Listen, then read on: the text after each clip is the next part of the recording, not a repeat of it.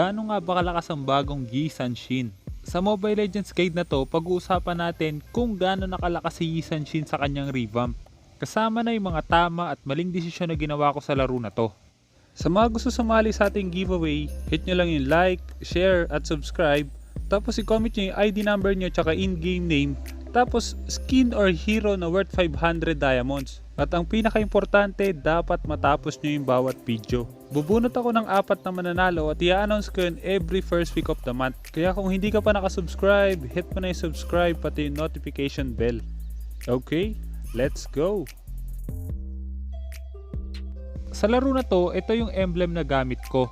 Assassin emblem, tapos movement speed, physical pen, tsaka bounty hunter. Mas pinababa na yung gold na bigay ng bounty hunter, pero ito pa rin yung emblem na magbibigay sa iyo ng additional gold. Kaya sa ngayon, mag-i-stick pa rin muna tayo sa bounty hunter. Pagdating naman sa spell, pinili ko sa laro na to yung purify para hindi ako basta-basta mahuli. Pero possible din naman yung flicker o kaya retribution, depende sa sitwasyon. Gagawin din natin yung funnel rotation sa laro na to. At kung hindi mo alam yung funnel, meron akong ginawang funnel rotation guide na pwede mong panoorin. Malalaman mo dun lahat ng tungkol sa funnel. Maliban dun, sa bagong update na to, mas magandang magsimula ka sa mid lane. Dahil sa pinalaki nila yung bigay na gold ng minion sa first 2 waves, tapos pinaliit nila yung gold na bigay ng mga jungle creeps pati na rin ng XP, kaya mas maganda mag-clear ka muna ng lane bago ka mag-jungle. Pagdating naman kay Yi Sanshin, unang kailangan mo tandaan, kaya niya maging melee o kaya range. Kapag nakadikit siya sa kalaban, yung basic attack niya is melee.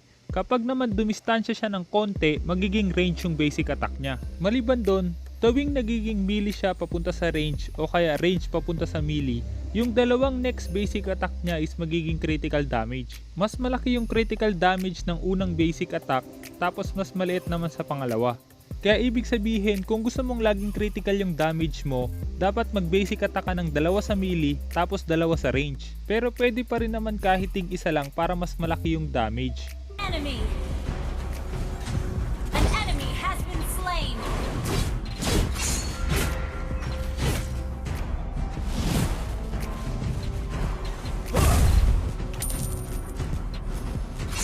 An enemy has been slain!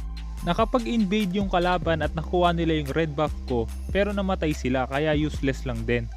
Ang sunod na dapat mong malaman kay Yi Sanshin is yung first skill niya. Kapag ginamit mo yung first skill, pwede kang makapag-dash palapit o kaya dash palayo. Maliban doon, kung mapapansin nyo, mas bumibilis yung cooldown ng first skill tuwing nagkagamit mo yung 2 critical tuwing nagpapalit ng range. Ibig sabihin, kapag napagana mo yung passive na critical niya, mas bibilis yung cooldown ng first skill.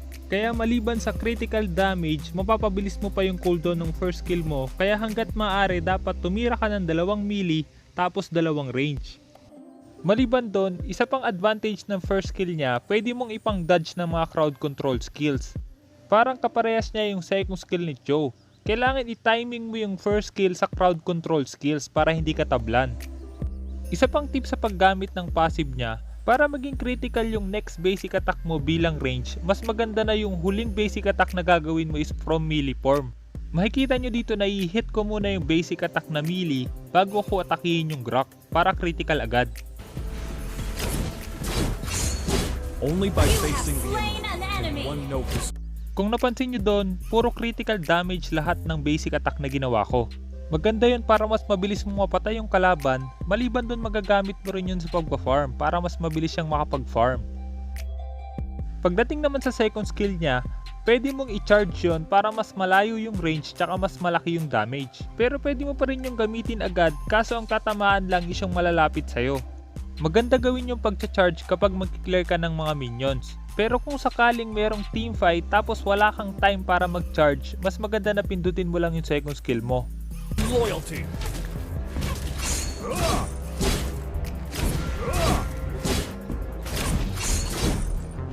A good army should be Launch flexible attack! like one. Bago natin ituloy yung video, gusto ko munang i-shoutout sina Steven Sonido, Panda at Joey Valentin. Kung sinong unang 3 magko-comment sa bawat video, siya ang i-shoutout ko next video. Kaya kung hindi ka pa nakasubscribe, hit mo na yung subscribe pati yung notification bell.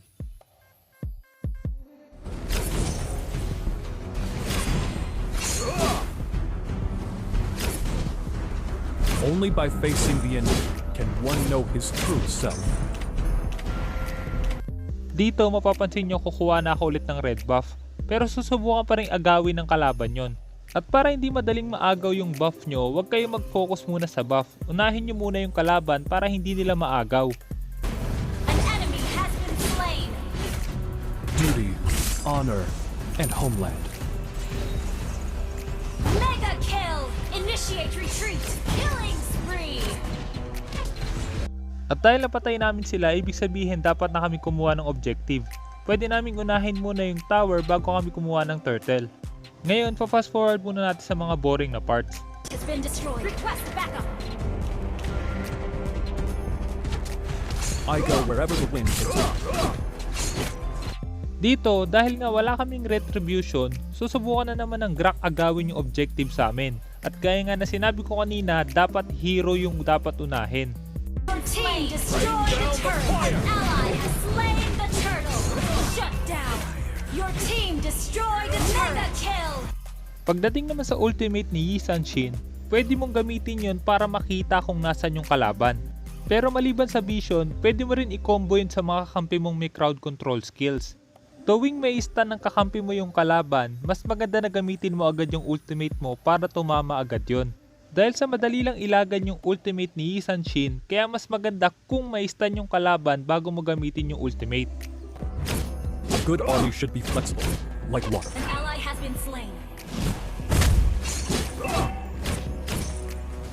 Only by facing the enemy can one know his true self.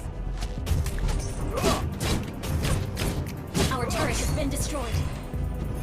If you can predict the enemy's moves, you won't be defeated. A good army should be flexible. Monster kill. Stay loyal, stay humble. Launch attack.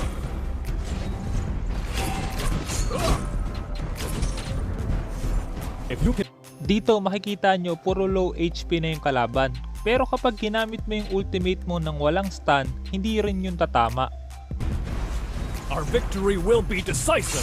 Unstoppable. An enemy has been slain. At dahil napatay ulit namin sila, dapat kumuha na ulit kami ng objective. Resurrecting soon. You destroyed a turret. My reputation is built on my Request bravery backup. and loyalty. Initiate retreat. A good army should be flexible, like water. An ally has slain the turtle. Our victory Enemy will be has been decisive. slain. Our turret is under attack. Only by facing the enemy can one know his true self. An ally has been slain.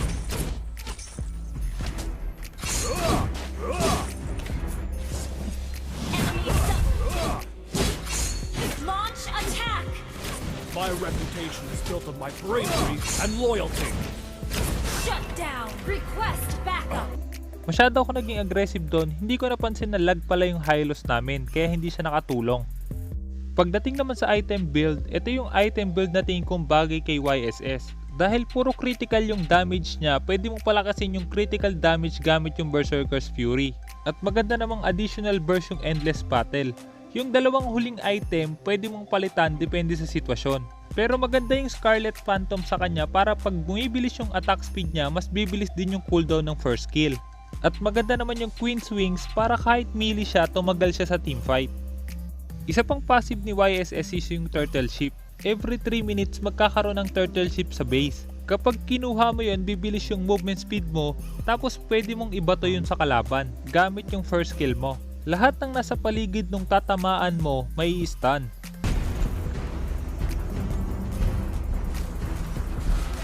Shut down. Enemy killing spree. Shut down. Maganda yung turtle ship na yon. Ang problema nga lang, kailangan mong umuwi ng base para magamit yon. Kailangan mo tandaan bilang funnel, hindi ka dapat basta-basta umuwi ng base. Mas mabilis kang makakapag-farm kung hindi ka umuwi ng base at hindi ka namamatay. Ngayon, dahil nga na DC yung Hylos, ibig sabihin kailangan muna namin siyang hintayin mag-reconnect bago kami makapag-push ulit. Hindi namin dapat ipilit tapusin agad yung laban kung 4 lang kami. Kahit malaki yung lamang namin, mahihirapan pa rin kaming tapusin yun kung kulang kami sa hero.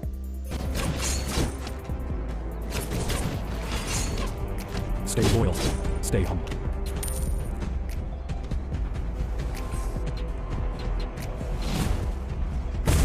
If you can predict the enemy's moves, you won't be defeated.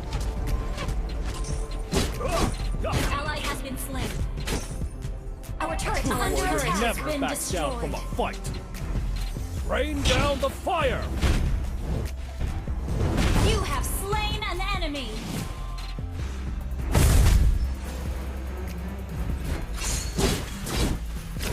Double kill. Our victory will be decisive.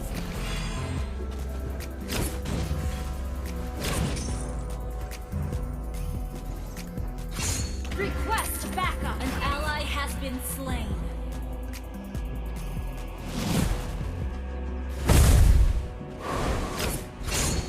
An enemy has been slain.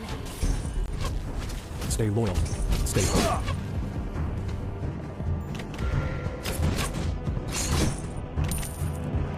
If you can predict the enemy's moves, you won't be defeated.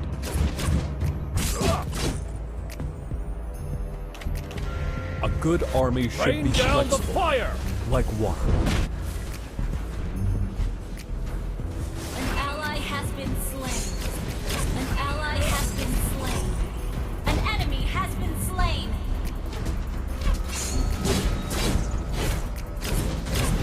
A true warrior never backs down from a fight.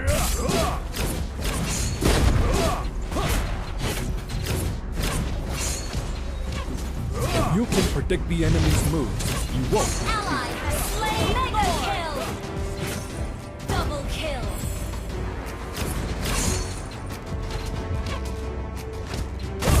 Our victory will be decisive.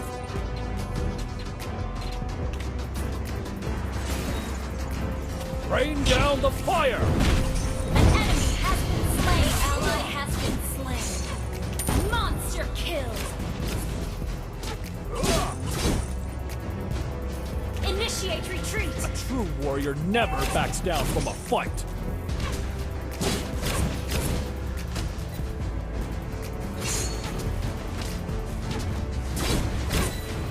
My reputation is built on my bravery and loyalty. Shut down.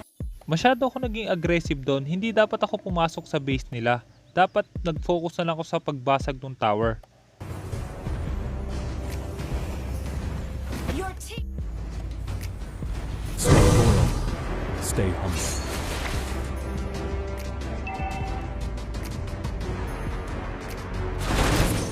An enemy has been slain. An ally has been Your team destroyed a turret. An enemy has been slain. I go wherever the wind takes me. Initiate retreat.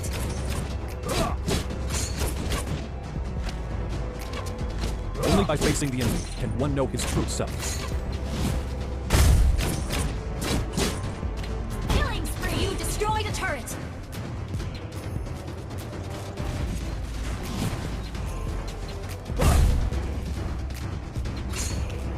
Initiate retreat. My reputation is built on my bravery and loyalty.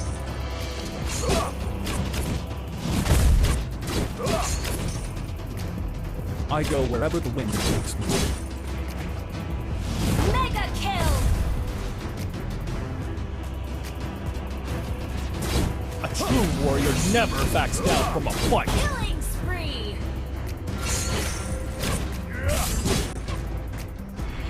Only by facing the enemy can one know his true self. Request backup. A good army should be flexible, like water.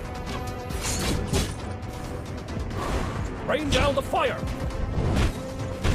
I go wherever the wind takes me.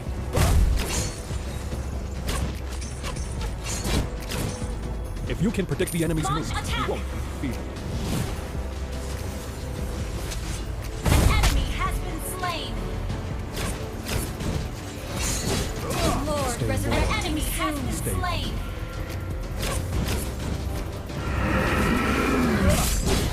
Shut down.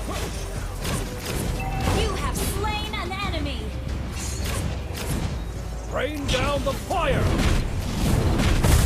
Double kill. Only by facing the enemy can one know his true self. You destroyed a turret. Killing spree. Wiped out. Sana marami ka natutunan sa guide na to. At kung meron kang guide na gusto mo ipagawa, i-comment mo lang sa baba at susubukan kong gumawa ng guide tungkol doon.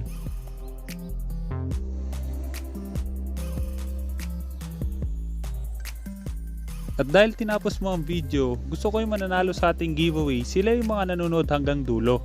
Para malaman ko kung tinapos mo talaga, kailangan mahanap mo yung keyword. I-comment mo yung keyword kasama ng ID number, in-game name at skin na gusto mo. Mas maraming keyword, mas malaki yung chance na manalo. Kaya kung hindi ka pa nakasubscribe, hit mo na yung subscribe pati yung notification bell. Basta lagi mo lang tatandaan, kung gusto mo mag-improve, just master the basics. I'm out.